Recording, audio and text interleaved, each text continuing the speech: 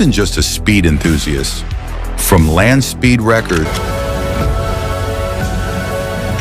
12 Meter hohe Skywalk Bridge zu springen. অতি সাধারণ থেকে সাধারণ মানুষের জীবনেও একটি ইচ্ছা থাকে জীবনে একটি হলেও ওয়ার্ল্ড রেকর্ড করবে। ওয়ার্ল্ড রেকর্ড করার চক্করে এক একজন করে বসে অদ্ভুত সব কর্মকাণ্ড। যেমন স্ক্রিনে থাকা এই লোকটি টানা 11 দিন না ঘুমিয়ে ওয়ার্ল্ড রেকর্ড করে ফেলেছে।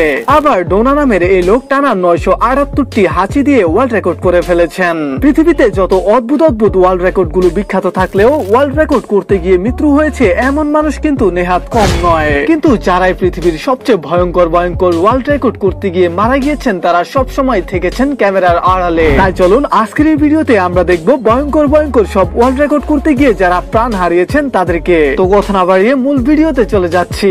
ভিডিওটি শুরু করার আগে সবার কাছে রিকোয়েস্ট থাকবে চ্যানেলটি সাবস্ক্রাইব করার। एक तो लाइक और शेयर ठोक दीजिए महाकाल का धमाकेदार लाइक और शेयर ठोक दीजिए 5000 लौटे दिख जाना चाहिए। Jessie Combs the fastest women. 2019 সালে ওরেগনের এক মরুভূমিতে জেসি কম্বোস 522 থেকে 783 মাইল প্রতি ঘন্টা, যা কিনা 841.338 কিলোমিটার প্রতি ঘন্টা গতিতে গাড়ি চালিয়ে ওয়ার্ল্ড রেকর্ড করে ফেলেছেন। পৃথিবীর সবচেয়ে দ্রুততম নারী হিসেবে রেকর্ডের পাতায় নাম লেখান তিনি। কিন্তু দুর্ভাগ্যবশত সেই রেকর্ডের সময় লাইভ ক্যামেরার সামনেই তার গাড়ির বিস্ফোরণ হয় এবং ঘটে যায় মর্মান্তিক দুর্ঘটনা। কিন্তু তার মৃত্যুর পরে তিনি পেয়েছেন অফিসিয়াল পৃথিবীর সবচেয়ে দ্রুততম নারীর খেতাব। এই ভিডিও শুধুমাত্র একটি প্রমাণ্য চিত্র নয়, এটি শুধুমাত্র একটি রেকর্ড ভাঙার গল্প নয়, এটি একজন নারীর অদম্য ইচ্ছা শক্তি, সাহস এবং আত্মত্যাগের প্রতিচ্ছবি।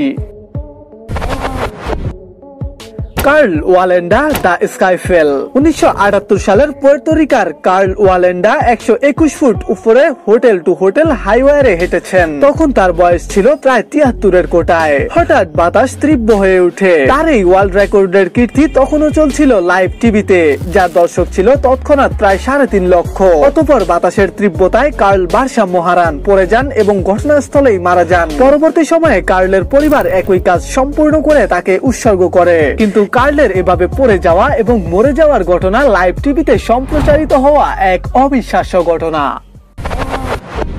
Brian Bignold the gamers of last stream. এই লোক 2017 সালের ফেব্রুয়ারিতে 24 ঘন্টা গেম ম্যারাথন স্ট্রিমিং চলাকালেই মারা যান, যা তিনি মেক আ উইশ ফাউন্ডেশনের জন্য তহবিল সংগ্রহের উদ্দেশ্যে পরিচালনা করেছিলেন। 22 ঘন্টা লাইভ স্ট্রিম চলাকালীন সময়ে এক পর্যায়ে বিরতির কথা বলে উঠে যান এই গেমার, কিন্তু তিনি আর কখনোই তার ডেস্কে ফিরে আসেননি। পরবর্তী সময়ে পাশে থাকা সি বিচে তার মৃতদেহ পাওয়া যায়। স্থানীয় হোমিসাইড ডিপার্টমেন্টের পুলিশ জানান তিনি হৃদরোগের কারণে মারা যান। বিগনোল্ড তার 5 বছরের স্ট্রিমিং ক্যারিয়ারে বিভিন্ন দাতব্য সংস্থার জন্য প্রায় $11,000 সংগ্রহ করেছেন।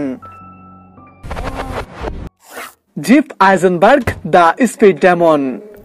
2020 সালের 1 অক্টোবর ঘটে এই ভয়াবহ বিপর্যয়। British speed lover Jeff Eisenberg চেয়েছেন নতুন একটি ল্যান্ড স্পিডের রেকর্ড করতে। ক্যামেরা, টেস্ট ট্র্যাক সহ সবকিছুই প্রস্তুত ছিল।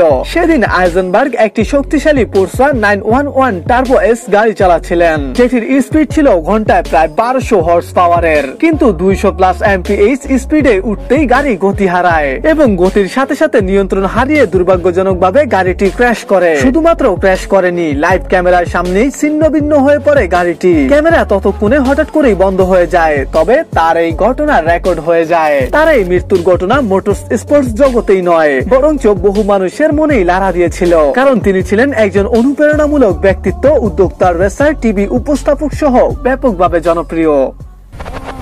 আড্রে মেস্ট্রি দ্য ফাইনাল ড্রাইভ। 2002 সালে 28 বছর বয়সী আড্রে মেস্ট্রি নো লিমিট ফ্রি ড্রাইভ করতে গিয়েছিলেন পানির 561 ফুট গভীরে। ওই সময় তিনি ডোমিনিকান রিপাবলিকের বায়াবিহ উপকূলে 171 মিটার, যা কিনা 561 ফুট গভীরতায় ডুব দেন এবং নো লিমিট ফ্রি ডাইভিং এর বিশ্ব রেকর্ড ভাঙার চেষ্টা করেন।